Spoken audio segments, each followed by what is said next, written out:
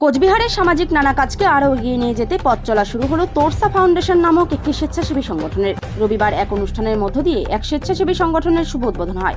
এই স্বেচ্ছাসেবী সংগঠনের উদ্বোধনে 20 জন দুস্থ মহিলার হাতে শীতবস্ত্র হিসেবে কম্বল তুলে দেন তারা। সংগঠনের পক্ষ থেকে জানানো হয়, আগামী দিনে শিশুদের শিক্ষা নিয়ে তারা কাজ করবেন।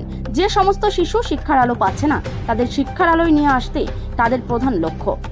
সংগঠনের সভাপতি সঞ্জয় কুমার দেব বলেন, সামাজিক কাজকে আরও এগিয়ে নিয়ে যাওয়ার পাশাপাশি পথ শিশুদের নিয়ে আগামীতে কাজ করাই আমাদের লক্ষ্য। এদিন বেশ কয়েকজনকে শীতবস্ত্র তুলে দেওয়া হয়। আপনাদের এনজিওর উদ্বোধন হলো, মানে কি উদ্দেশ্যে আপনাদের এই এনজিও? সমাজে পিছিয়ে পড়া লোকের জন্য কিছু যদি দুস্থ লোকদের কিছু করতে পারে সেটা করা।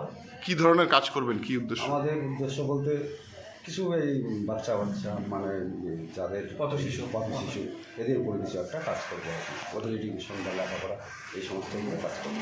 আজকের কর্মসূচি কি রয়েছে? আজকের কর্মসূচি হয়েছে তোরসা ফাউন্ডেশনের জন্মদিন কম্বল দান। আজকে কি উদ্বোধন হলো? হ্যাঁ, উদ্বোধন হবে। মানে কতগুলো কম্বল বিতরণ করছে? কম্বল দেওয়া হবে 20 খান। আপনার নাম?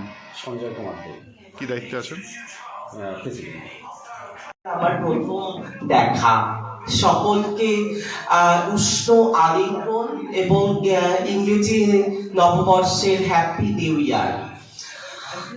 অনেকেই আছেন যে কাকিমণিরা আছেন এবং কাকু বা দাদা যাই হোক আপনারা আছেন যে আপনারা বহুদিন ধরে সংসার ক্ষেত্রে, কাজের ক্ষেত্রে